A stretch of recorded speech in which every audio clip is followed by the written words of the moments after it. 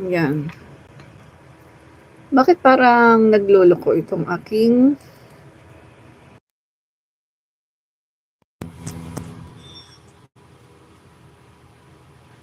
yan, meron na. Okay. Nagloloko siya. Nagloloko, no? So, yung tanong ni hindi siguro niya narinig, no? Yung sagot ko. So, okay. Sasagutin ko, ha. Sabi niya, ano daw yung aking trabaho. Okay. Marami po ako naging trabaho, no? Dati po ako ay nagturo. 8 years po akong preschool teacher. At nagturo din sa LM. Tapos may subject din sa high school. Pagkatapos, nung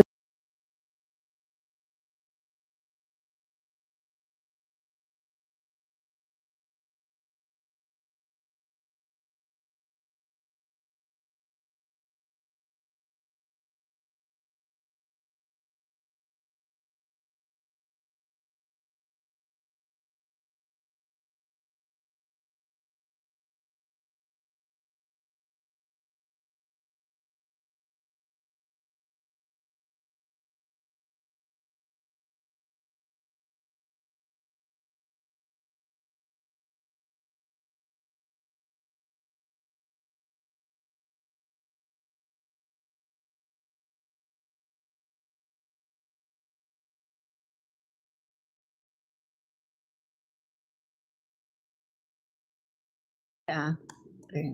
Ano ko lang ulit.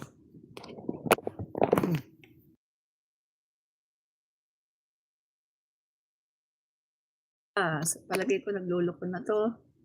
So, better pang wag nang okay. Wag na tayong gumamit. Okay, so wag na tayong gumamit nitong mic. Nagloloko eh. So, yan na lang. Wala na tayong gagamiting mic. So, lakasan na lang natin ang ating volume. Yan. So, yan po. Nilakasan ko na lang ang ating volume, no? So, yan po mga kaibigan na, bakit tila sinisira ni Congressman Toby Tiangco ang magandang programa ni PBBM at ng HOR. So, tingnan po natin ha. Siyempre bukod diyan, meron pa tayong ibang mga topic, pero yan po ang ating main topic, no? So, mga kaibigan, kamusta po kayo? So, makinig po kayo dito sa ating live, no? Admin Rich, mga kaibigan. At meron din po tayong TikTok, no? Admin Rich din po. At saka meron din po tayo sa Facebook, Admin Rich, no? Type nyo lang Admin Rich. Walang space, no? Wala pong space. Basta tuloy-tuloy siya. Admin Rich. Makikita nyo na po aking Facebook page at saka aking TikTok. At saka, syempre, dito po, no? Meron din po tayo sa Instagram, mga kaibigan, pero hindi ko pa masyadong naasikaso yung Instagram, eh, no? Hindi ako nakakapag-post. Talagang hindi ko siya naasikaso. So, konting-konti pa lang yung aking na-post doon at yung aking follower kasi hindi ko siya naasikaso pa, no? So, mga kaibigan, ito na. Dito na po tayo sa ating topic. Pero bago po ang lahat, mga kaibigan, please double tap to like. Double tap to like, mga kaibigan, no? Yan po, no? Paki-double tap lang po, mga kaibigan, para kayo ay makapag-like sa ating live na yon. At saka, kasi kapag naka-vertical kasi tayo, no? Naka-vertical yung ating live. At kapag vertical po yung live natin, hindi po nakikita yung like button, no? So, paki-double tap para makapag-like po kayo, no? At saka, kung hindi naman po kalabisan sa inyo, ay paki-share na rin sa inyong newsfeed at sa inyong mga kakilala na gusto nyong sharean, no? Okay. So, ito po mga kaibigan, no? Share lang ako saglit sa ating page. Yung group pala, group, no? Yan. Okay. Isa pa. Dalawa. Yan. Okay, yan. So, okay na mga kaibigan. I'm good, no? Okay na po. Okay na. Nakapag-share na po tayo. Yan. So, yan na. Eto na mga kaibigan, no? Tuloy na tayo. Okay. Ito pong si Representative Toby Tiongco ay bakit gano'n 'no, na nagtataka po ang mga kababayan natin na bakit tila sinisiraan niya ang magandang programa ng ating Pangulo at ng House of the Representative.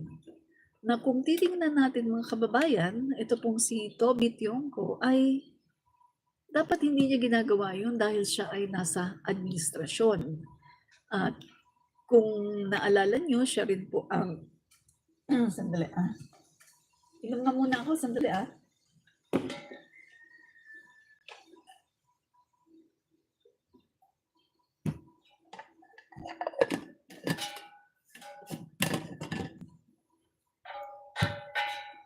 Kung naalala niyo po mga kaibigan, siya rin po ang campaign manager ng Alyansa para sa Bagong Pilipinas, no?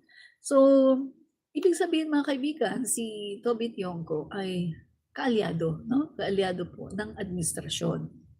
Pero nagtataka po tayo, bakit tila sinisiraan niya itong administrasyon? So, konting recap lang tayo sa kahapon, no, yung ating napag-usapan. Merong mga nagsasabi na ito nga daw si Toby Tionco ay isa talagang DDS, no? Isa talagang Duterte supporter, no? May mga nagsasabi, hindi natin alam how to, kung gaano katotoo yan, pero ni-involve nga po siya, no, mga kaibigan, na di umano itong si Toby Tionco ay isang DDS or isang Duterte supporter, no? So, sandali, recall lang natin saglit yung ating na-vlog kahapon tungkol dyan, no? Na etong si Toby Tionco, no? So, eto pa. Eto yan. Si Toby Tionco, mga kaibigan, siya yung naging campaign manager ng Alyansa para sa Bagong Pilipinas, senatorial slate. Pero sa halip na manalo, laman sila ng listahan ng mga natalo, lalo na sa Mindanao, na tuluyang isinuko ng mga kandidato ng Duterte. Yan, hindi na nga nanalo, ngayon ay gusto pang idamay ang institusyon sa drama ng pagkatalo. Kasi mga kaibigan, konting ano lang sa inyo konting info lang. Si Toby Tionco, during the time na nangangampanya ang Alyansa para sa Bagong Pilipinas, kami po kasi yung mga pinapadala ng mga vlogger, kami po mga vlogger na sumusuporta sa administrasyon, yung pinapadala po ng Presidential Communications. Nagtatanong kami at nagtataka kung bakit tila hindi ata pinupuntahan ng alyansa ang Mindanao. Ang natatandaan ko lang na pinuntahan ng alyansa noon pumunta ang alyansa sa Mindanao, kaunti lang at isa po nga diyan yung sa Davao del Norte. Pagkatapos wala na. So sabi namin, bakit ganoon? Bakit 'di ba yun yung weakest point, no, ng Marcos administration. So dapat puntahan natin doon kasi marami doon na hindi pa nakakakilala sa mga bagong senatorial slate ng ating Pangulo. Katulad na lang si Secretary Benhur Abalos na first time na tatakbo sa national election. So hindi pa talaga siya masyadong kilala nung mga taga Mindanao. Kasi dito siya Kung dito sa NCR, walang problema. Kaso sa Mindanao, hindi pa talaga siya masyadong kilala. So kailangan po talaga, ano, kami mga vlogger, nakikita namin kailangan talaga na puntahan yung Mindanao. Pero nagtataka po kami dahil bakit hindi na. Parang isinuko na wag na daw pumunta sa Mindanao kasi wala na daw laban doon ang senatorial candidate ni PBBM, which is para sa akin hindi naman totoo. Hindi yan totoo mga kaibigan. Kasi ako mismo taga Mindanao ako, mga kaibigan, taga Mindanao ako. Alam ko na kung mai-introduce lang sa Mindanao ang mga bagong senatorial slate ni PBBM, katulad na lang ni Secretary Benhur Abalos, natitiyak ko na magugustuhan at talagang iboboto yan, no, mga kaibigan. Lalo na ang Mindanao ay hindi naman talaga solid na Duterte. Marami dyan, mga kaibigan, ay Marcos pa rin. So yung mga kaibigan mo, ang nagtaka po kami, bakit parang isinuko na natin ang Mindanao, no? Yun po ang nangyari, hindi po pinuntahan para mangampanya. So, isa po yun sa, ako komentaryo ko, isa po yun sa nakikita ko na isang dahilan kung bakit natalo sina Secretary Benhur Abalos, no? At yung iba pa kasi hindi nga sila kilala sa Mindanao. Katulad na lang ni Abby Binay, ang lakas-lakas niyan dito. Pero pagdating sa Mindanao, hindi naman kilala, no? So kailangan po talaga na pumunta sa Mindanao pero hindi po pinuntahan sa mga panahong yun na si Toby Tiangco po kasi ang nagdidesisyon dahil um, siya po ang campaign manager ng alyansa para sa Bagong Pilipinas. Kaya para sa akin, na-miss po natin ang isang napakahalagang event na to na hindi na ipasok yung mga napakagaling na mga tao na katulad na lang ni Secretary Benhur Abalos, no? Mga kaibigan. Kaya, ayan guys, no? Itong masasabi ko, sayang po talaga, mga kaibigan. Sayang na sayang, no? Sayang po. So, eto, diretso na po tayo, mga kaibigan, sa ating pong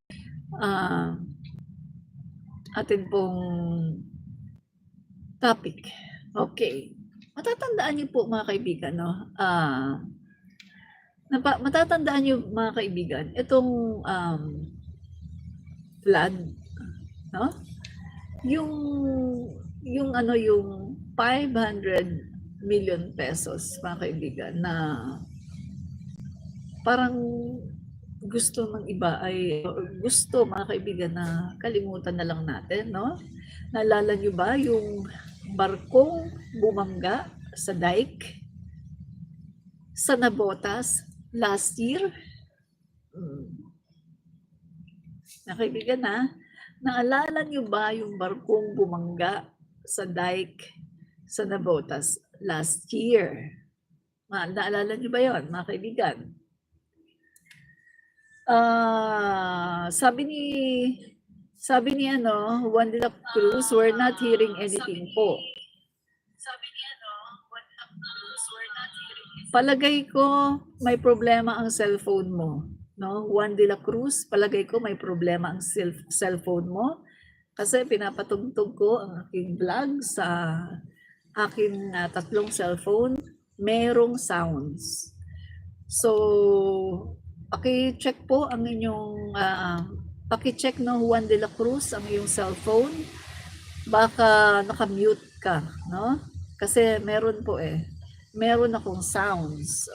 Parinig ko sa iyo na meron akong sounds. Di ba? Dinig mo. May sounds, no? So, sabi niya kasi wala daw marinig, wala daw sounds. Sabi ni Era Ramos, malakas ang sounds. So, ibig po sabihin, mga kaibigan, kung wala kayong naririnig na sounds, problema po yan sa cellphone nyo, no? Hindi po sa aking live kasi malakas po yung aking sounds, no? Okay, so tuloy na po tayo. Okay. So, eto na, mga kaibigan, no? Kung naalala nyo yung barko na bumangga sa dike ng Navotas last year, yung sumira ng floodgate natin, no? So, yes, no, mga kaibigan, yan po ay under Toby Tiangco. Pero ngayon, ayaw pa rin niyang aminin, mga kaibigan. So, tingnan po natin, tingnan po natin ito. Okay. Eto, mga kaibigan, siya po mismo ang humingi ng investigasyon noon. Pero kahit nasa Kongreso siya, hindi niya ito itinulak. Yan po, mga kaibigan, take note, mga kaibigan. Siya noon ang humingi ng investigasyon. Pero kahit nasa Kongreso siya, hindi niya ito itinulak. Walang follow-through. Humingi siya ng 500 million emergency fund para dito. Pero hindi niya ito pinush through, mga kaibigan. Pero hanggang ngayon, mga kaibigan, walang nangyari. That's Toby Tiangco. Yan po ang ginawa ni Toby Tiangco. Tiangco pala, hindi Tiangco, no? Yan po ang ginawa ni Toby Tiangco, mga kaibigan, no? So, eto, kita nyo, laging nagmamalinis, pero sa totoo lang, no, ay maraming nagsasabi na marami daw korupsyon, no? Hindi niya man lang naayos, no, mga kaibigan, ang sarili niya or ang nabotas na palaging bumabahak. At yun nga mga kaibigan, yung sinasabing barko, no, yung barko mga kaibigan na bumangga sa dike, no, sa Nabotas, ay hanggang ngayon, ano na ang nangyari? Nag-imbestiga ba talaga patungkol dyan? So, ito mga kaibigan, no, Chanco Ice charges versus firm damage Nabotas floodgate, no? So, pero mga kaibigan, ano na po ba ang nangyari dito?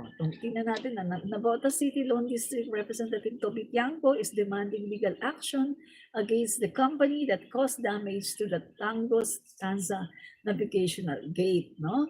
So in a statement Wednesday, July 24, Tiangco cited the urgent need for accountability even as Typhoon Karina left many areas in Metro Manila. So mga kaibigan, yan po mga kaibigan, yung siya ay nag-demand ng investigation. Pero ang tanong natin, ano na po ba ang nangyari nito? Na-push through po ba ito? Yan, so yan po mga kaibigan, no? Ito po yung barko na barko po, no, na bumangga po sa dike. Yan. Malaking barko siya, no? Okay. Malaking barko pala siya, mga kaibigan, no, yung bumangga sa dike. So ano na yung nangyari dito? Bakit tila wala yatang update tungkol dito, no? So meron po mga aligasyon ng korupsyon against Representative Toby Tiangco. So tingnan po natin, ano-ano ba itong aligasyon ng korupsyon na ito, no, kay Toby Tiangco? Okay, so tingnan po natin, ito po ay sinulat ng Politico. Sabi po dito, Toby Tiangco shoots down corruption raps filed against him. Yan. So Toby Tiangco has detailed responses to a person who dared to file charges against him before the office of the Ombudsman. The Nabotas mayor had a thorough clapback against certain quarters who wanted him charged of graft, alleging that he has been toying with city funds and even called him out for not showing up to work physically at the city hall since the lockdowns started, no?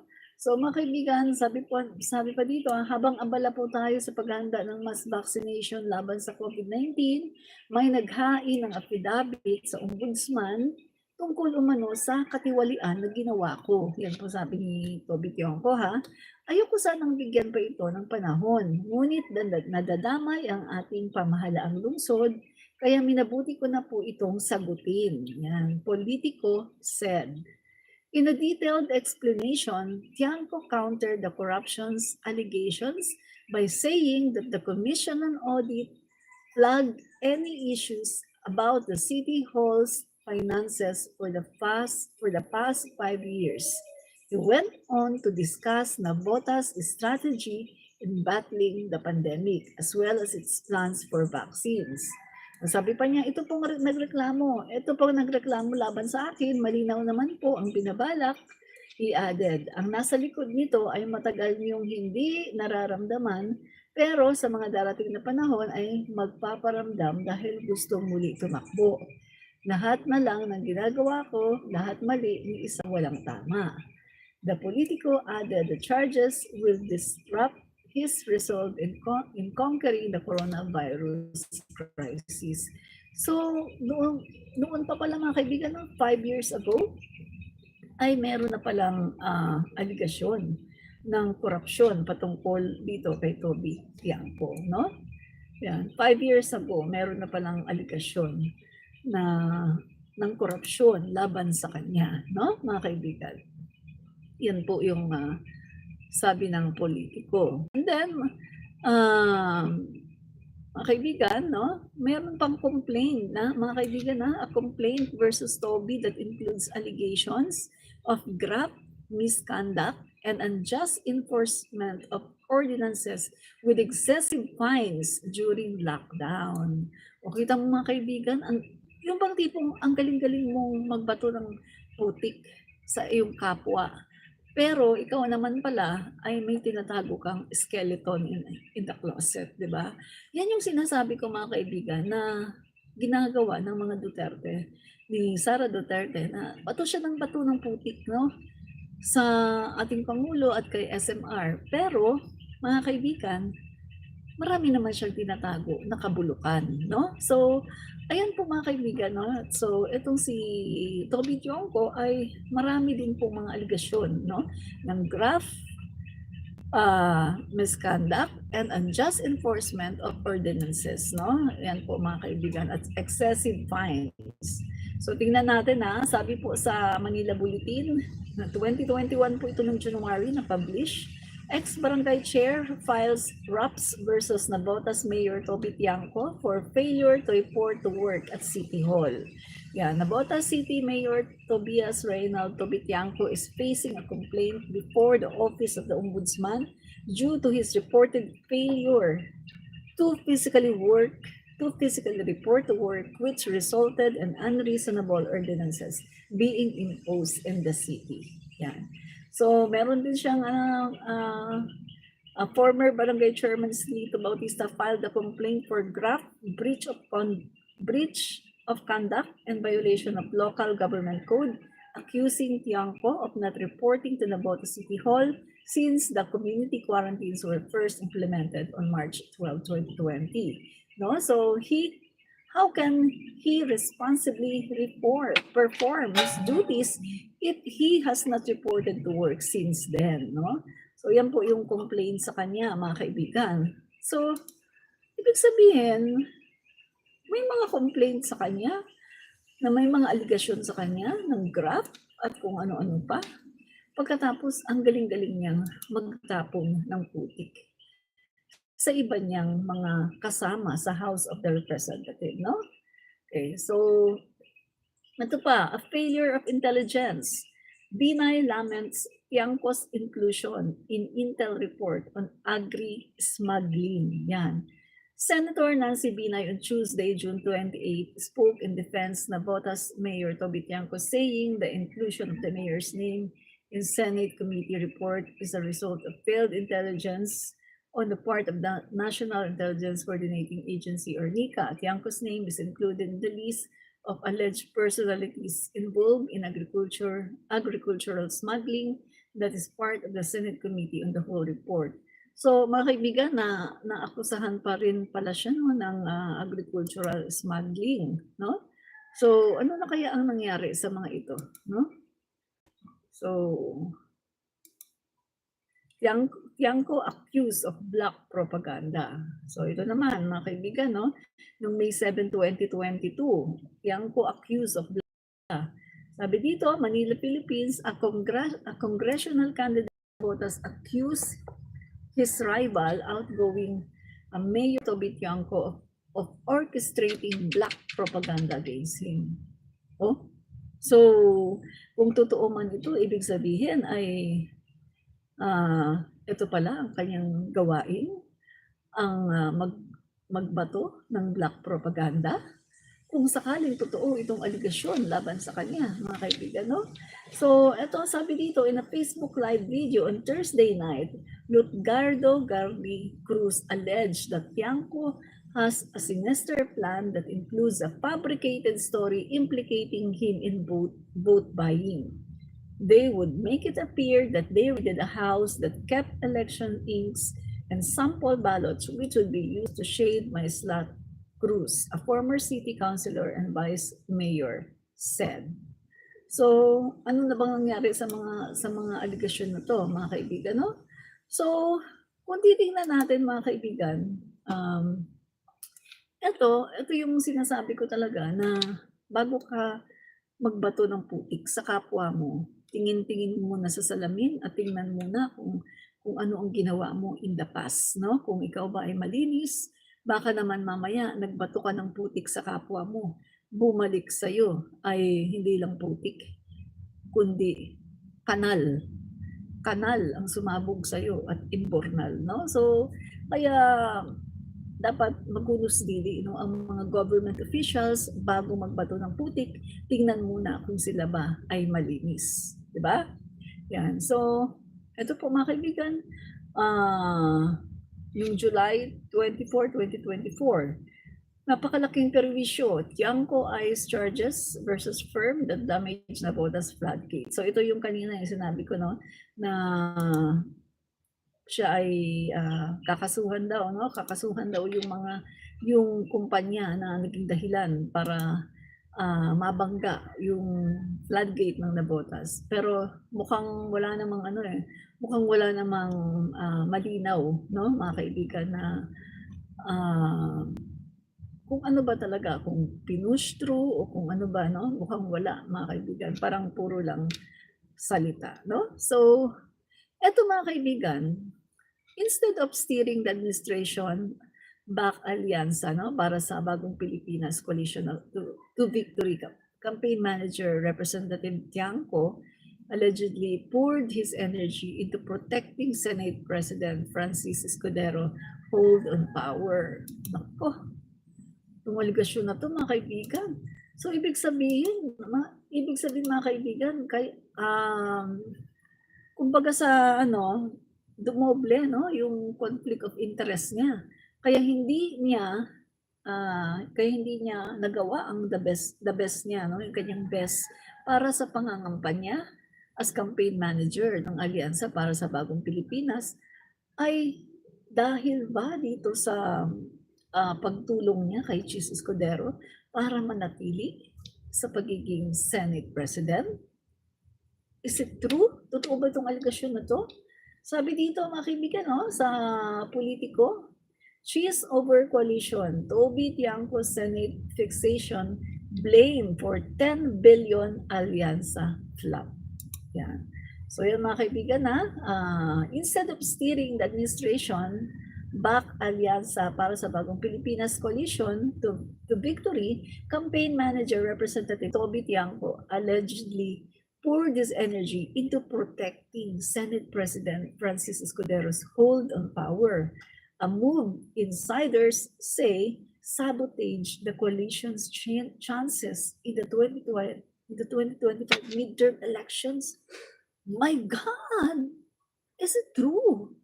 Totoo ba to, mga kaibigan? Despite an alleged 10 billion campaign fund earmarked by the Marcos administration to support Alyansa's slate, sources claim Tiangco mismanaged resources and let local government operations suffer. Wow! Ang laki ng allegation na to.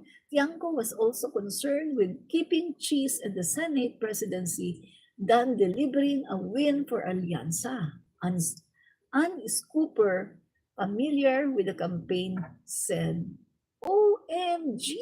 Gaano ito katotoo, mga kaibigan, no? So instead, aggressively mobilizing local leaders and political operators, Tiangco reportedly offered just 1 million per candidate to local politicos, a token sum that barely moved the needle in critical areas. My God! How true is the allegation, no? Dito kay Toby Tiangco, mga kaibigan, no? So, Navotas Representative Toby Tiangco said a 299 million budget has been allotted for 2024 for the rehabilitation of the navigational gate, which will now be used for its repairs following the damage. But now, kailangan itong palitan. Sayang ang pondo. Ang tanong, kung may repair na ginawa, bakit need na palitan? This is under Toby's watch. Ano ang nangyari sa pondo? My God! Ano ba ito, mga kaibigan, no? So, ano ba? Grabe, no? Kung ni-repair, bakit kailangan ng full replacement? Diba? Make sense? Yun eh. Kung ni-repair, bakit kailangan ng full replacement? Okay, no? So, mga kaibigan, no? Gusto ko lang ipapanood ko sa inyo ang isang video. Bago tayo magtapos dito. Ay sige, tapusin na muna natin yung ating bago ko papanood sa inyo isang video, no? Na very short lang siya, mga kaibigan, at kokomentuhan natin, no? So, Sige, unahin na nga natin kasi related ito dito eh. No? Related ito dito eh. Yung sinasabi ko na bakit tila sinisiraan no, ni Toby Tionco ang tiangko, ang administrasyon na programa ng administrasyon at ng House of Representatives. So tingnan nyo guys Ito, pakinggan nyo to.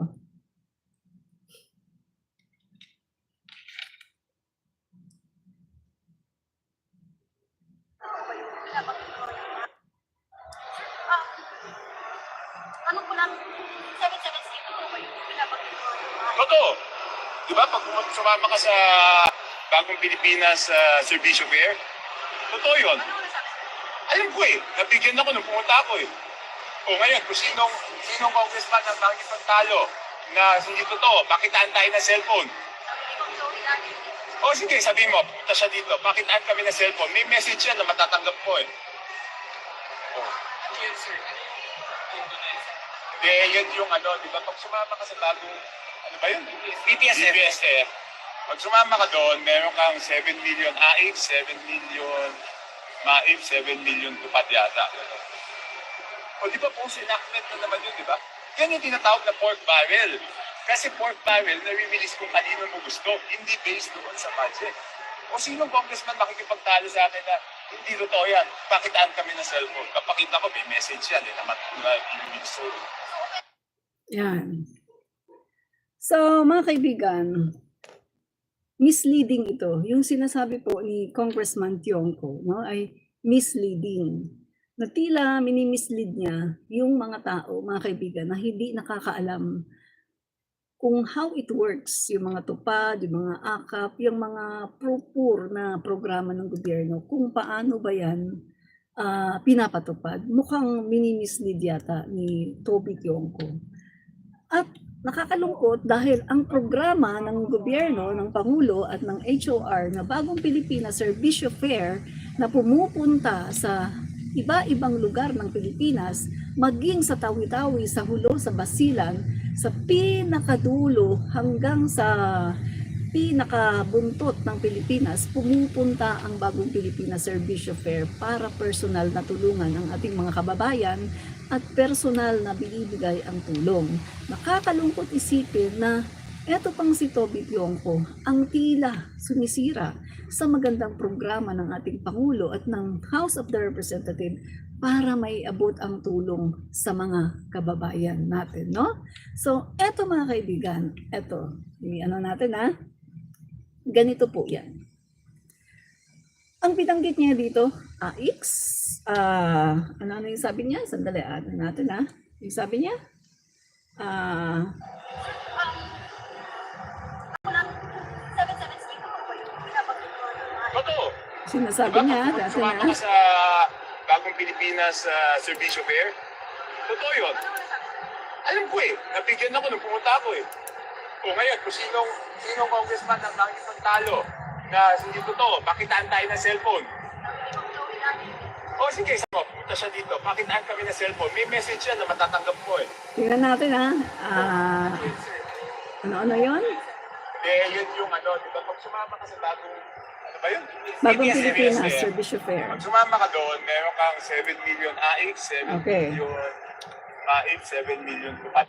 O yan, sabi niya, okay, tandaan natin Okay, tingnan natin guys Sabi niya, pag sumama ka daw sa Bagong Pilipinas Servicio Fair, meron ka daw 7 million AIX, 7 million MAIP, 7 million tupad, ata. Ganon, sabi niya, no? So sabi niya, ata, hindi pa siya sigurado. Okay mga kaibigan, ganito kasi yan. Alam naman ni Congressman Toby Tionco kung paano nare-release, kung paano ang tulong ay binibigay sa mga mahihirap, sa mga recipient. Ganito yan. Sabi niya, pag sumama ka daw sa Bagong Pilipinas Servicio Fair, bibigyan ka daw niyan, no? Ng 7 million AIC, 7 million MAIP, 7 million tupad, yata, sabi niya. Okay, ganito yan. Etong mga kongresista na to, just in case, mga kaibigan, na totoo yung sinasabi na totoo yung sinasabi niya, just in case lang na totoo yung sinasabi niya. Ganito kasi ang kalakaran niyan, mga kaibigan. Ang pagbibigay, no, ng mga ayuda na ito, itong mga AICS or AKAP, etc., ay through DSWD. Lahat ng mga tulong sa programa na tulong sa mga kababayan natin ay sa DSWD. Wala pong dumadaan na pera sa palad ng mga kongresista. As in, wala. Ganito po yan, no? Kapag sumama doon, sabihin natin sumama yung mga kongresista, mga kaibigan, ibig sabihin yan, ang mga kongresista na sumasama na yan, sila ay may concern sa kanilang mga constituent. Meron silang concern sa mga constituent nila dahil gusto nila na matulungan yung mga constituent nila sa kanilang distrito. Ibig sabihin, meron silang pagmamahal sa kanilang mga kababayan, sa kanilang distrito dahil gusto nilang matulungan. At mga kaibigan, itong mga kongresista natin, kung halimbawang magkakaroon sila ng mga yung sariling ayuda, no? Ayuda program, pamimigay ng ayuda. Guys, kukontakin ang DSWD. Bawa, gusto nilang mamigay ng AKAP, AICS, TUPAD, or etc. Kukontakin ang DSWD. At ang DSWD po, mga kaibigan, titingnan ngayon yung referral ng kongresista na nag-ask ng tulong para bigyan ang kanyang constituent ng mga ayuda, AKAP, AICS, etc.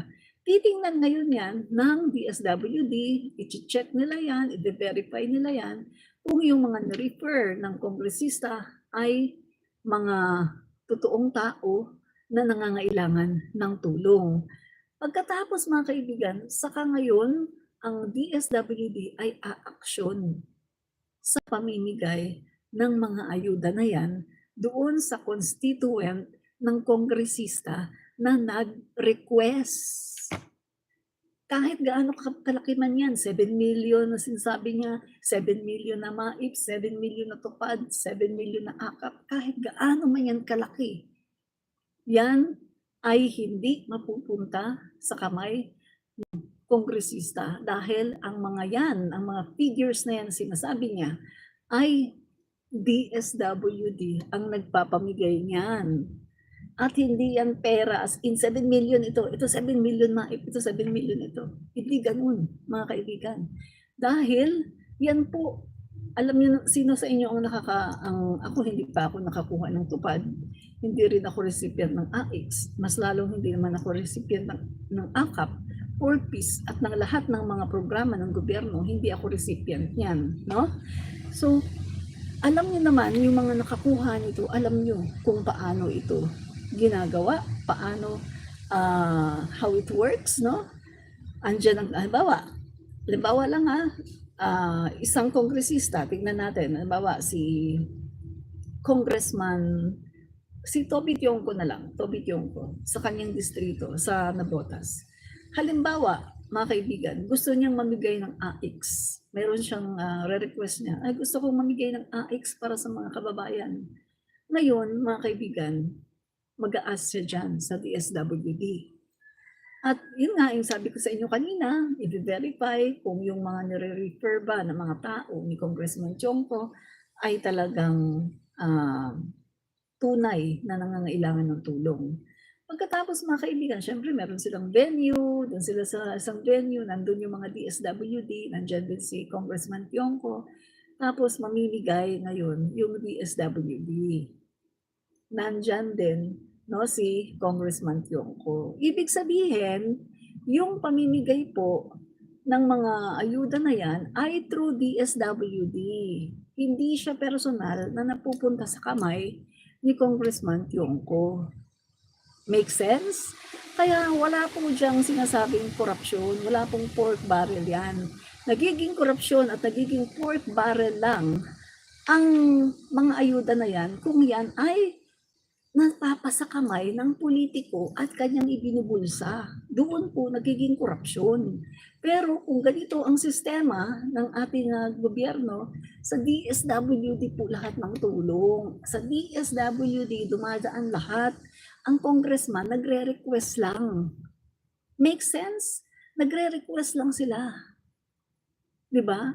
Na ay kailangan kong mamigay nito ng ng mga ayuda. Kailangan kong mamigay ng AKAP, ng AIX, ng ganyan-ganyan. Magre-request lang yan sila. In cooperation yan with the DSWD. Hindi yung, 7 million ibibigay sa iyo. 7 million AIX ibibigay yan sa kanya. 7 million na tupad ibibigay sa kanya yan. Hindi po ganun. Sa Marcos administration, iba po. Dahil ang Pangulo natin ayaw ng korupsyon. Ang Pangulo natin, iniiwasan niya, ayaw niya ng korupsyon. Gusto niya ay maayos na idadala sa mamamayang Pilipino ang mga tulong para sa taong bayan. Kaya nga po, idinaan na lahat sa DSWD.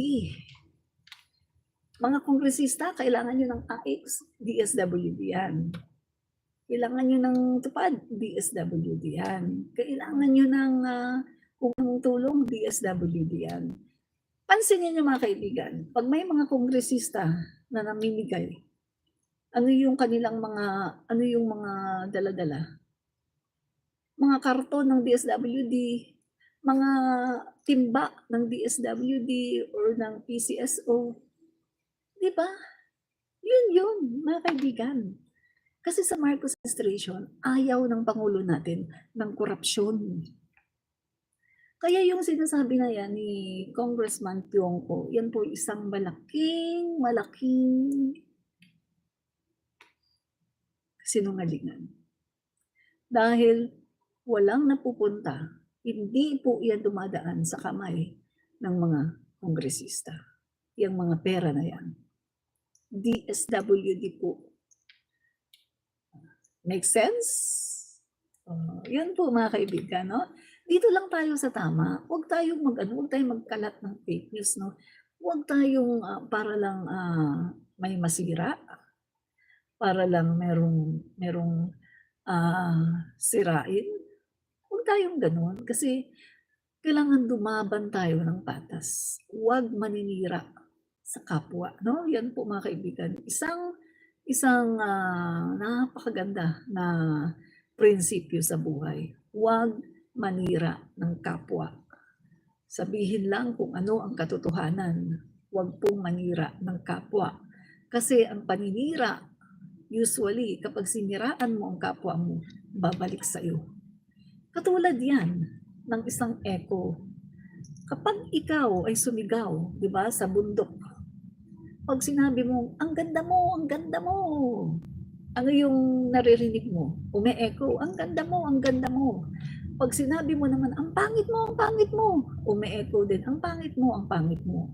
Katulad po niya ang paninira ng tao ay katulad ng isang echo, babalik sa'yo. Kaya mas maganda, di ba, na ang itanim natin ay kagandahang loob. Mas maganda na ang itanim natin ay kabutihan para ang babalik sa atin ay kabutihan din. Diba? Look at the Dutertes. Tingnan mo si Rodrigo Duterte. Nagtanim siya ng galit, nagtanim siya ng hatred, paninirang puri sa Pangulo natin. Tingnan mo ngayon ang nangyari sa kanya. Nandun siya nakakulong sa The Hague. Diba? Ganun lang yun mga kaibigan. Kailangan magtanim tayo ng maganda sa kapwa natin para maganda din ang babalik sa atin. Yan ang prinsipyo ng Bible. What you sow is what you reap. Yung sow po S-O-W. Kung anong tinanim mo, siya ang iyong aanihin. Magtanim ka ng galit, galit din ang babalik sa iyo. Magtanim ka ng mabuti sa kapwa mo, mabuti rin ang aanihin mo. So wag po mag-fake news para lang makapanira ng kapwa. Ba? Aline Asenas, kaya nasa The Hague na. Oh, yes po, kasi ang ginawa niya kay PBBM puro paninira eh. Oh, bumalik sa kanya, nakarma. Nakarma siya. Si Sara Duterte, tingnan niyo yung nangyari. Oh, pinagkakatiwalaan ba siya ng Pangulo nun ha? Umaalis ang Pangulo natin, siya ang caretaker ng ating bansa. Binigay ng Pangulo natin ang lahat ng tiwala sa kanya. Pero anong ginagawa niya? Mga kaibigan, during the time na unity pa sila, magka-unity pa sila, during the time na maganda ang pinapakita ng Pangulo sa kanya, talagang tiwala ang Pangulo sa kanya, siya naman nakangiti, no? Nakangiti. But at the back of his mind, sinisira na pala niya ang Pangulo. Remember the Maitali, yung mga tarpaulin, BBM resign, ang galing pala yan sa kanya. Yan ang pasabog ni Peoples Talakera na yung mga BBM resign na mga tarpaulin ay nanggaling kay Sara Duterte. Biruin mo mga kaibigan ha, magka-unity pa sila. Hindi pa sila nag-i-split dalawa ni PBBM. Buo ang diwala pa ni PBBM sa kanya. Pero sinisira na pala niya si PBBM sa pamagitan ng pagsuporta sa mga maisog rally at pagpapagawa ng mga tarpaulin na BBM resign. Yan po ang pasabog ni Peoples Talakera. Bakit alam ni Peoples? Kasi nandun siya palagi sa maisog rally kasi DDS siya dati. At meron daw nagde-deliver ng mga tarpaulin, BBM resign. Oh, sabi daw, ma'am, tinanong daw siya, ma'am, saan po namin lalagay ito? Oh, tinanong daw niya, saan po galing yan? Kay BP Sara. So, ibig sabihin, matagal na pala na tinatraidor ni Sara Duterte si PBBM. Magka-unity pa sila. Tinatraidor na niya si PBBM. Oh. So, ngayon, anong nangyari? Bumalik sa kanya. Lahat ng mga ginagawa niya kay PBBM bumalik sa kanya. Diba? Ganun yun mga kaibigan. Aline Arsenas, nice one, Admin Rich. Yan. Marami pong salamat, Aline, sa iyong panonood. No? Thank you. Yan. So, yan mga kaibigan, no? Yung ayaw mong gawin sa'yo, huwag mong gawin sa iba. Kung ayaw mong makarma. Kasi, ang gaba, dili gyud magsaba. Tinuod, ang gaba, dili gyud magsaba. Mag-strike na, ang gaba, mag-strike sa imo, na wa kakabalo kung kanus-a. Dili nimo mabalaan kung kanus-a na siya mag-strike sa imo, kanang gaba. Agud, maghimo ka sa maayo na ayuhon nimo kung unsa ang imong buhaton sa imong kapwa-tao kay wa ka kabalo basin ugma na ana ang gaba sa imong pertahan. Kay ang gaba dili gyud magsaba. Di ba? Sorry mga Tagalog Bisaya po 'yun. Yan. Hindi maintindihan ng mga Tagalog. Pero ang ibig lang po sabihin nun, ang karma, hindi magpapasabi kung kailan pupunta. Kung kailan kakatok sa pintuan mo. Kaya dapat, ayusin mo yung mga ginagawa mo sa kapwa mo. Huwag kang manira. Huwag kang mambaboy ng kapwa. Huwag mong akusahan ng mga kung ano-anong mga akusasyon na hindi naman totoo. Dahil ang karma, hindi magpapasabi kung kailan siya kakatok sa pintuan mo at ikaw ay makakarma. O, di ba? Kapag kumatok ang karma, kapag kumatok ang gaba, mirisi, Miss Admin Rich. Correct. Mirisi talaga. Kaya dapat matakot ang bawat tao, no, sa karma. Kasi totoo yan mga kaibigan. Totoo ang karma. Ako yan ang pinanghahawakan ko kasi ako ay naniniwala sa Biblia, no? Kaya ayokong maninira ng kapwa. Dahil naniniwala ako, merong at totoo talaga ang karma. Diba? So,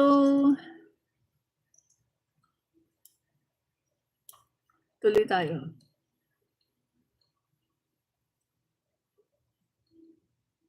No? Okay. So another topic na pala tayo, mga kaibigan, no? Another topic na po tayo. Guys, no? Yan. Okay, alam nyo ba mga kaibigan? Good news. Yan. So good news to mga kaibigan na although hindi tayo masyadong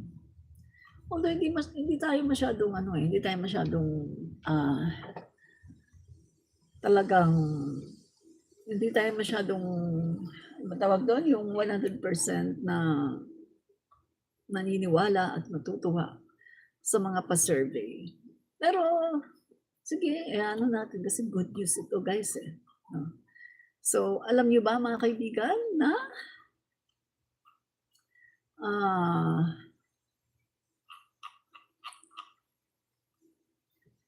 yan.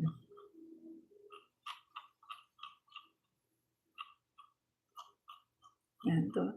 So alam niyo ba mga kaibigan na tumaas po ang trust and performance rating ng ating Pangulo habang nag-decline, bumaba naman ang kay VP Sara Duterte, no, sa second quarter ng 2025. Tanong ng sa TNM nationwide survey. Trust and performance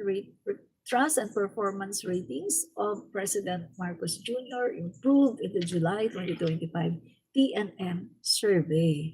The majority of Filipinos continues to trust and approve the performance of President Ferdinand Marcos Jr. According to the latest TNM nationwide survey for the second quarter of 2025, conducted from July 12 to 17, 2025, no? So his trust rating rose by 4 percentage points to 64%, reflecting a significant boost in public sentiment, while the 3-point increase in his performance ratings to 62% falls within the survey margin of error. So mga kaibigan, tumaas po ang kanyang trust ratings at saka performance ratings, no? So ito po, it remains noteworthy as the consistency and breadth of the upward trend suggests a genuine and positive shift in public perception, no?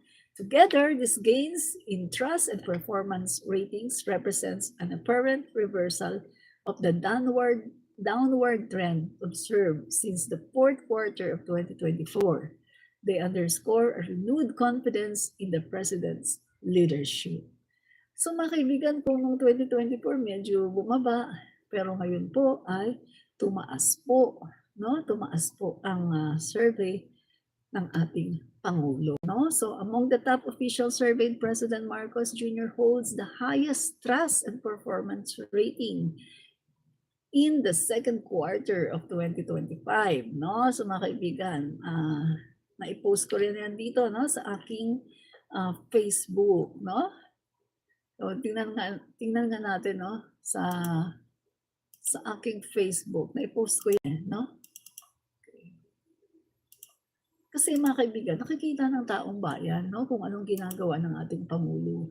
Ang Pangulo po natin ay masipag at talagang kapag maaasahan, mga kaibigan, kapag may mga bagyo, talagang bumababa siya on the ground at personal na siya ay tumutulong, mga kaibigan, sa mga tao. No, hindi po siya katulad nung nagdaang administrasyon na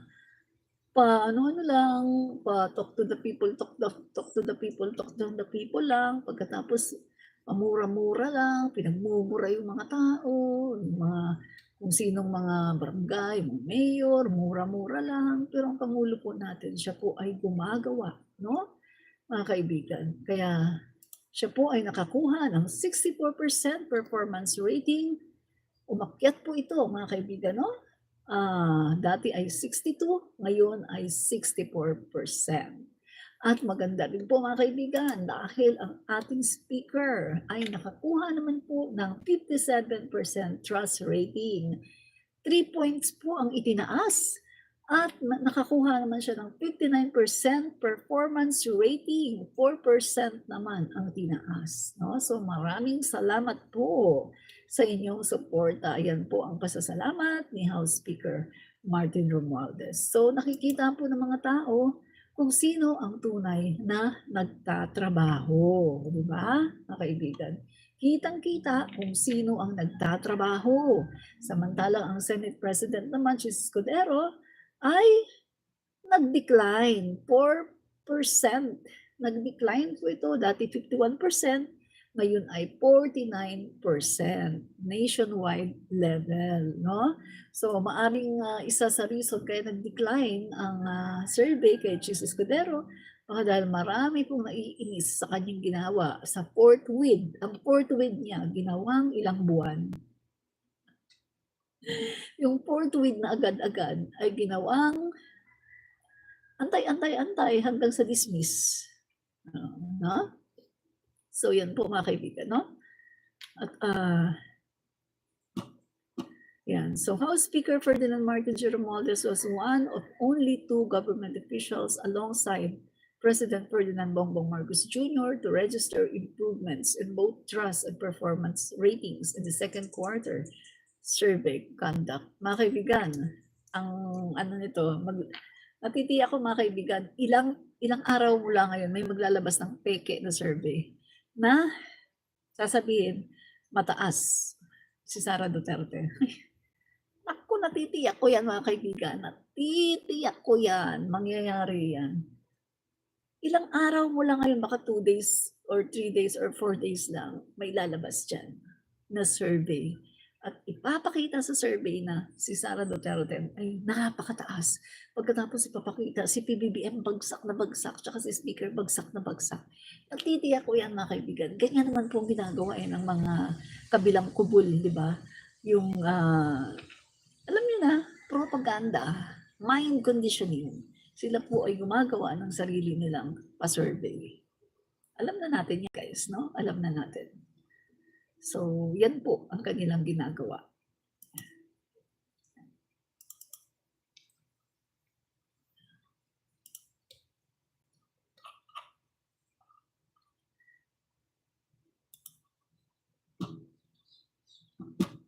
Base sa sinabi ni Mayor Magalong, it's as if lawmakers will be investigating their own.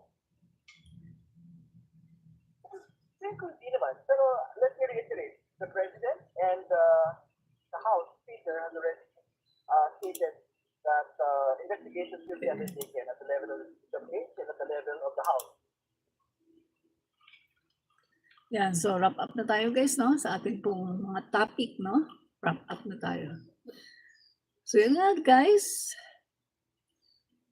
Etong improvement na to ay nakikita, no? Na ito po ay hindi lang sa Metro Manila, kundi ito po ay sa lahat ng major regions, no? And socio-economic classes, mga kaibigan, no? These improvements are particularly significant as they were broad-based, which gains recorded across all major regions and socio-economic classes. Yan. So kaya ito po ay may katotohanan, no? So tingnan niyo na lang mga kaibigan, no, yung breakdown nito, no? Tingnan niyo na lang po sa aking Facebook, naka-post, no? So, eto mga kaibigan, talakayan lang natin sandali. Ito pong statement ni Justice Adolf Acuna. Posted today, no, in social media. Patungkol po ito sa ginawa, mga kaibigan, no, na sa ginawang pagdeklara ng Korte Suprema na unconstitutional daw ang impeachment laban kay BP Sara. So tingnan lang po natin, no, yung statement ni Justice Adolf Acuna. Yan. Ito po the principle of causality. Yan. Ito po inuulit ko, this is a statement of Justice Adolf Acuna today posted in social media. Sabi po dito, the principal casualty of the Supreme Court decision applying new rules on impeachment is the principle of accountability. So as most impartial observers agree, the Supreme Court's newly pronounced definition of initiate, contrary to its own prevailing definition, would not only be unfair, it applied retroactively, but would even, as applied prospectively, unduly constrain the House of Representatives in the exercise of its exclusive power to initiate all cases of impeachment. Article 11, Section 3, subsection 1 of the Philippine Constitution. So, yan po, patungkol po ito doon sa pagdeklara ng Korte Suprema na unconstitutional daw. So, ang sinasabi po kasi dito, yung pong pagdideklara ng bagong definition ng initiate, mga kaibigan, ng Korte Suprema, at yung pagdadagdag, mga kaibigan, ng mga bagong rules, mga kaibigan, ay mukhang nakikita nitong si Adolf Acuna na dating justice, na dating justice ng Supreme Court ay mukhang unfair. Unfair, mga kaibigan. Kasi unang-una sa lahat, ang House of the Representatives ay meron pong pinagbatayan, na jurisprudence na ginamit, mga kaibigan, ng House of the Representatives, lahat po ng mga impeachment na nagdaan. So, ibig sabihin, meron pong guide kung paano gagawin ang impeachment at yun nga po ang ginamit, At bigla na lang, out of nowhere, malalaman natin na sa pagdideklara ng Supreme Court ay biglang nag-iba ang definition ng initiate at biglang nag-iba ngayon. Mukhang sinaklawan nito, yung kapangyarihan ng House of the Representatives na mag-impeach. Dahil nakalagay po sa ating Constitution na ang House of the Representatives ay merong kapangyarihan to impeach sa pamagitan po ng 1/3 ng mga pirma ng mga kongresista, mga kaibigan, mai-impeach ang isang impeachable official. At nangyari po yan, pumirma ang 1/3 ng mga kongresista. So, sinaklawan po nila, mukhang sinaklawan nila itong kapangyarihan ng Kongreso.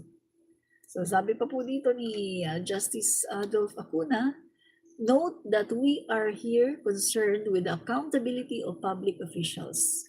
The principal mechanism adopted by Article 11 of the Constitution to enforce accountability of the highest official is impeachment. This is a sui generis procedure, so the normal requirement of notice and due process are subordinated to the overarching demand for accountability. Correct. Tama, di ba? Dapat hindi nila masyadong hinahanapan ng mga technical issues. Kasi ang pinaka-main concern dito, mga kaibigan, ay itry ang isang impeachable official na tinatanong ng taong bayan tungkol sa kanyang confidential funds. Ang pinaka-issue dito ay accountability.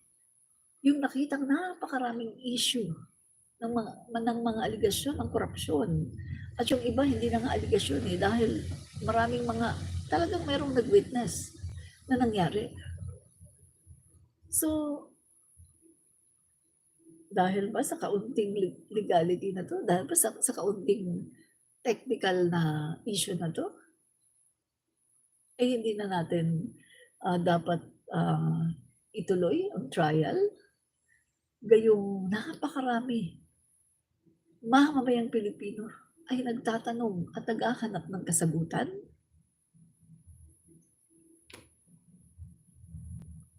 Parang hindi naman yata tama 'yun.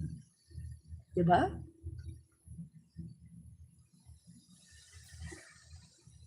halimbawa, ganito mga kaibigan, halimbawa, no? Halimbawang i-apply natin ito sa legal na korte. Yung kaso talaga, kaso, legal na kaso. Legal case. Halimbawa, merong isang tao na sabihin natin nag-massacre. Nag-massacre ng libo-libo. Halimbawa, pagkatapos itong tao na to, dahil mayaman siya, makapangyarihan siya, ginamit niya ang lahat ng kanyang effort, lahat ng pera niya para yung bang magbayad para maisalba siya. Pagkatapos, unfortunately, may mga nagano, may mga tumugon kasi gano'n eh. Pag pinag-usapan 'to, maraming nagbabago. Pag pinag-usapan 'to, yung ibang mga tao nawawala na ang prinsipyo. So dahil sa kanyang pera, mga kaibigan, ang ginawa ng Korte Suprema, no? To example lang natin 'to, Dahil sa kanyang pera na napakalaki, na lahat ay kanyang binayaran, tapos nag-agree din, halimbawa ang Korte Suprema, ang ginawa ngayon ng Korte Suprema para isalba siya ay naghanap ng pinakamaliit na butas. Ginamit ang technicality para hindi matuloy ang kaso laban sa kanya. At nagtagumpay.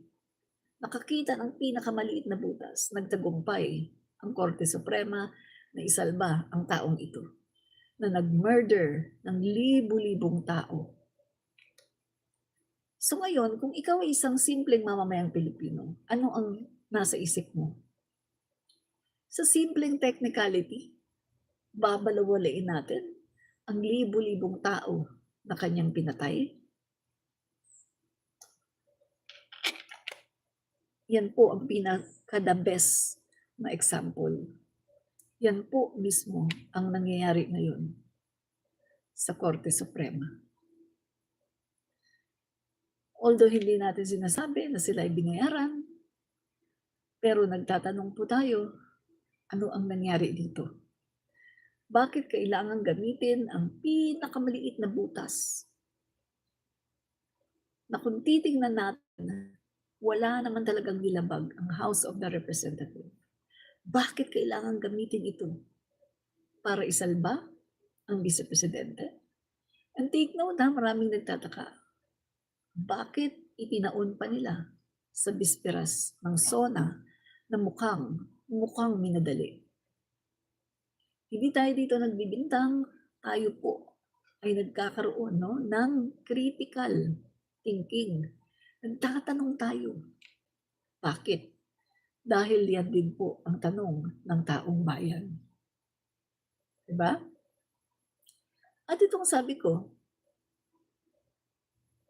kung hindi matutuloy ang impeachment trial ni Vice President Sara Duterte, ito ay hindi makakabuti sa kanya.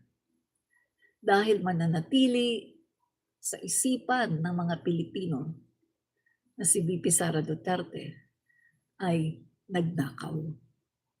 Mananatili sa isipan ng mga Pilipino na si VP Sara Duterte ay magnanakaw. Kaya nga mga kaibigan, mas maganda kung matuloy ang trial para masagot niya ang lahat ng katanungan at malinis niya ang kanyang pangalan. Kung wala siyang kasalanan, linisin niya ang kanyang pangalan. Dahil kapag hindi ito natuloy, mananatili sa isipan ng mga Pilipino na si Sara Duterte ay isang magnanakaw. Real talk lang tayo mga kaibigan na wala tayong sinisiraan dito. Totoo ito. Kapag hindi natuloy ang impeachment trial na yan, mananatili sa utak ng mga Pilipino na si VP Sara ay isang magnanakaw. Nagnakaw siya ng confidential funds. Mananatili yan sa isipan ng sambayan ng Pilipino. Kasi nakikita bakit kailangang i-delay. Kasi dito, delaying tactics to Kasi hindi naman Hindi naman siya inabsuelto ng Supreme Court Hindi sinabi ng Supreme Court na, "Ay, walang kasalanan yan." Ang sabi ng Supreme Court, mga kaibigan, ay pwedeng isampa ulit sa February 6, 2026. Pwedeng isampa ulit ang impeachment. Hindi siya sinalba. Hindi sinabi ng Supreme Court na wala siyang kasalanan. Ang sinabi lang ay pwedeng i-file sa February 6, 2026. Diba? Kaya habang hindi pa ito natutuloy, mga kaibigan, mananatili sa utak ng mga Pilipino na si Vice President Sara Duterte ay isang magnanakaw at siya ay nagnakaw. Diba? Yan po yan, mga kaibigan. No? Sabi ni Julian's World, saan ka magtatago pag si Inday na ang presidente? Yan ang dahilan. Isa yan sa dahilan kung bakit hindi dapat maging presidente si Sara Duterte. Dahil siya ay mapaghiganti, puro puot ang laman ng kanyang puso, puro galit ang laman ng kanyang puso. Na iyan po ay a big no-no sa isang presidente. Dahil dapat ang isang presidente ay katulad ng Pangulo. Yung Pangulo natin, nung naging presidente siya, kinalimutan niya ang ginawa sa kanya ng mga dilawan. Hindi siya nagiganti. Hindi siya nag-revenge. Kundi, pinakitaan niya ng maganda ang lahat ng mga tao, maging yung mga tao na kumakalaban sa kanya at nanira sa kanya. Yan ang tao na pwedeng maging presidente. Pero kay Sara, hindi siya pwedeng maging presidente. Kasi pag naging presidente siya, bias siya. Magiging presidente lang siya para sa mga DDS, para sa mga supporters niya. Tapos lahat ng mga kumalaban sa kanya, ipapapatay niya. Ipapatsugin niya lahat. Ipapatapon sa West Philippine Sea. Yan ang mangyayari. Kaya hindi hahayaan ang taong bayan na maging Pangulo ang isang katulad ni Sara Duterte na ipe-persecute lahat ng mga kalaban sa politika. Kasi mga kaibigan, yan ang sinasabi ng mga DDS Yan talaga ang sinasabi ng mga DDS sa akin. Saan ka pupunta? Pag naging presidente si Sara, mapupunta ka sa aanod ka sa Taal. Yan sinasabi ng mga DDS sa akin. Pag naging presidente si Sara, magtago ka na, umalis ka na sa Pilipinas. Pinapatunayan nyo lang na tama ang mga aligasyon sa mga Duterte. Pinapatunayan nyo lang na tama ang aligasyon sa mga Duterte. Kay Rodrigo Duterte na mamamatay tao. Pinapatunayan nyo na talagang ang inyong mga idolo ay mga killer at mamamatay tao. Dahil kayo mismo nagsasabi mga vloggers na yung mga vloggers na PBBM, kapag si Sara daw ang naging Pangulo, magtago na daw kami. Yung amin daw katawan ay lulutang-lutang daw sa ilog. Yan ang sinasabi ninyo mga DDS. Kaya hindi hahayaan ng Panginoong Diyos na ang isang katulad ni Sara Duterte ay manalo dahil ayaw ng Panginoon ng isang presidente na mapaghiganti. Ayaw nun. Ayaw ng Panginoon ng isang presidente na mapaghiganti. Diba? Yun mga kaibigan. Maraming beses, kapag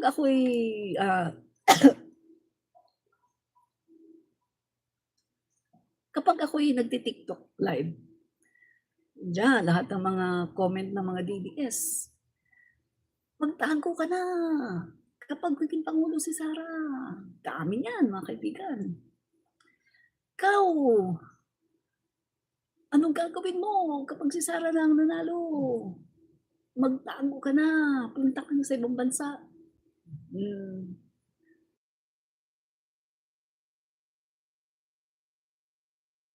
Yan po ang sinasabi ng lahat ng mga DDS sa akin. Lahat ng DDS, nilalahat ko na. yung lahat ng mga DDS na nasa social media, yan ang sinasabi sa akin.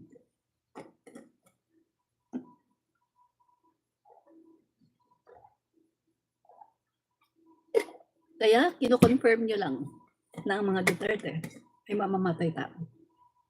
Kayo mismo, kayo ang nagko-confirm na sila ay pumapatay ng tao. Sa mga sinasabi nyo sa akin, kino-confirm nyo na kapag naging Pangulo si Sara, ay mamamatay kami lahat. Kayo ang nagkukumpirma. Sa bagay, siya mismo si VP Sara mo nagsabi kumausap siya ng tao. Ipatsugi si PBBM, si F. Elisa.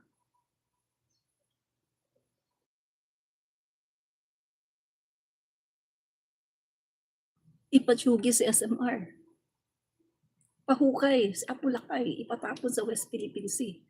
Kung yang mga malalaking tao na yan, kung yang presidente natin nagagawa niya na pagbantaan, lalo na kami, lalo na ang lahat ng mga BBM vlogger na gusto niyang mawala. Diba? Kaya, tama yung sinasabi niyo. Salamat. Salamat sa inyong mga komentaryo na ganyan. Kasi, alam mo, pinapatunayan niyo lang na si VP Sara Duterte ay papatay ng tao. At pinapatunayan niyo lang na si VP Sara Duterte ay hindi pwedeng maging Pangulo dahil siya ay mapaghiganti at lahat ng mga against sa kanya ay kanyang ipapapatay kapag siya ay nanalo. Salamat sa inyong komentaryo. Di ba? Salamat. Ngayon, napatunayan na natin na ang inyong Vice Presidente ay papatay ng tao. Real talk lang tayo walang personalan na bati-bati tayo lahat, walang personalan, bati-bati tayo, no? So, okay mga kaibigan, tuloy natin tuloy natin. Itong sinasabi po ni Justice Adolf Acuna. Sabi pa niya, it's good to bear in mind the nature of public office. Public office is a public trust. It is not a property owned by the occupant. The principles of due process, therefore, do not strictly apply to protect its occupants from scrutiny and possible removal. The Constitution provides that no person shall be deprived of life, liberty, or property without due process of law. Article 3, the Bill of Rights. Someone being impeached does not stand to be deprived of life, nor of liberty, much less of property. So what is the constitutional basis for insisting on applying due process rules in all phases of impeachment? Make sense? Tama po siya doon. Kapag ini-impeach ka, kapag itatrial ka sa impeachment, hindi naman i-deprive yung buhay mo, hindi naman binawi yung buhay mo. Hindi naman kinuha yung mga kayamanan mo. Andyan pa rin naman. So, nasan doon yung paglabag sa due process? Paglabag sa human rights? Wala. No?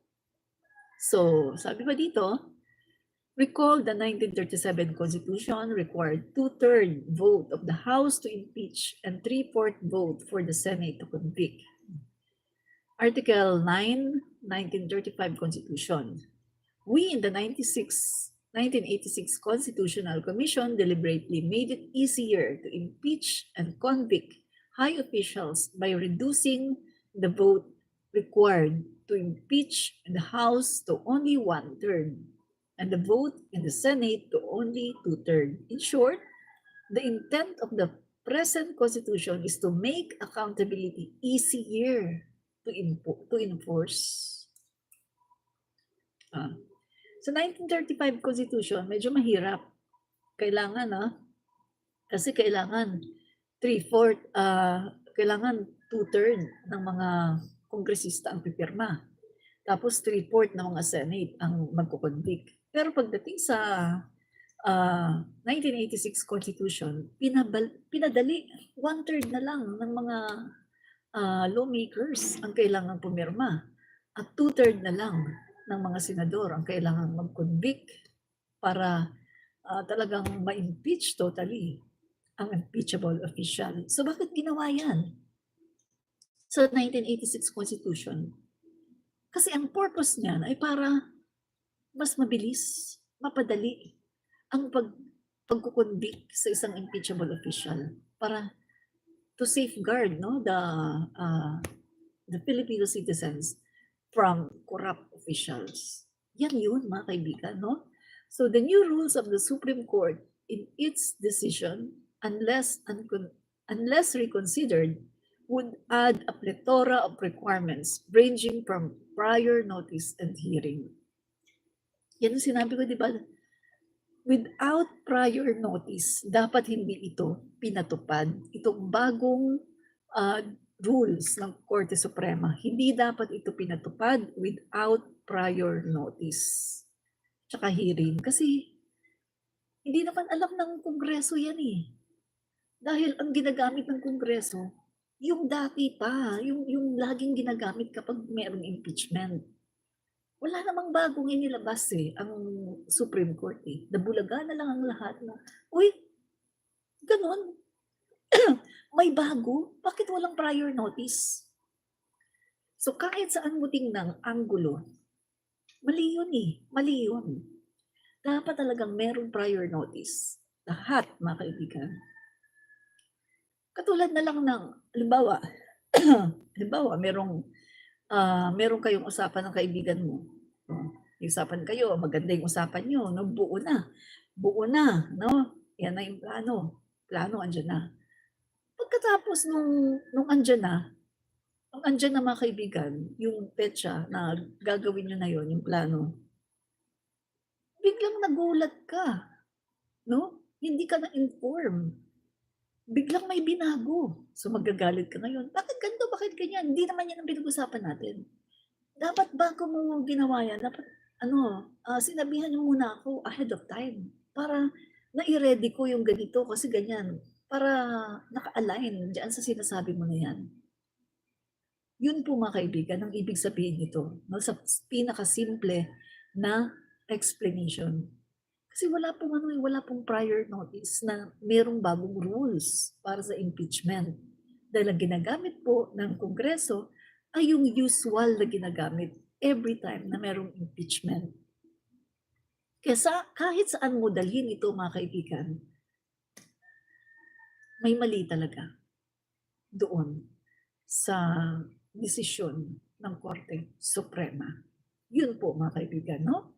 So, furthermore, if allowed to stand, it will, to my mind, effectively amend. Sandali, dito muna tayo. Nalampasan natin.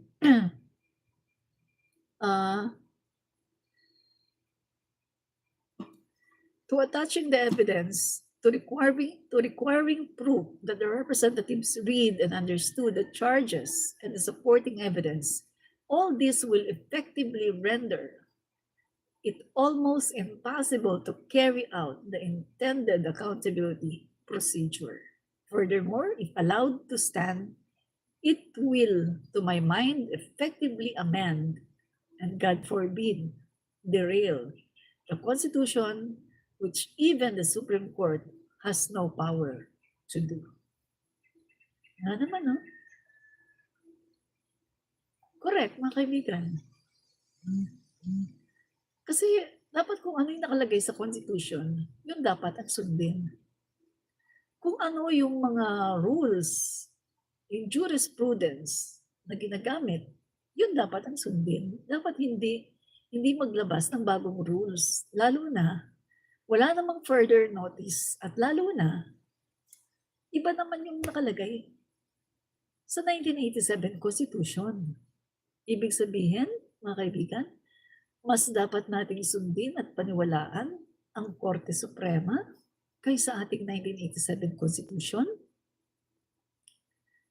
Di ba yung 1987 Constitution, yan yung guide natin eh. Yan ang sinusunod dapat ng Korte Suprema, ng lahat ng mga justices ng RTC at ng lahat ng tao. Constitution, kaya nga siya Constitution eh. Yan ang ating guide. Kasi yung ginawa ng Korte Suprema, hindi naman nakalagay sa, wala naman yun sa Constitution eh. Unless na lang mga kaibigan, baguhin natin ang Constitution ngayon at ilagay yung kanilang bagong rules. Baguhin na rin natin ang Constitution, mga kaibigan. At hayaan na natin na magkaroon ng second term, third hanggang third ang presidente. Magkaroon ng re-election ang presidente. Baguhin na natin ang Constitution at ilagay natin yung bago, no? Yung bagong rules ng Supreme Court pagdating sa impeachment. Kasi pinadali na nga ng 1987 Constitution, pinadali na ang pag-impeach. Pagkatapos naglabas ang Korte Suprema na pinahirap nila. My God, ano yan? So kawawa tayong mga Pilipino, mahihirapan tayo in the future. Kapag meron tayong gustong ipa-impeach na isang tiwaling official, mahihirapan tayo in the future. Diba? Yan yung mga kaibigan, no? So finally, the powers granted the House of Representatives to initiate all cases of impeachment. The Senate try and decide. The same are what we call constituent powers. That is sovereign powers, especially assigned and lodged by the Constitution to a specific and particular organ or body of government. And the cardinal rule in regard to constituent powers is that where the Constitution puts it, there it should lie.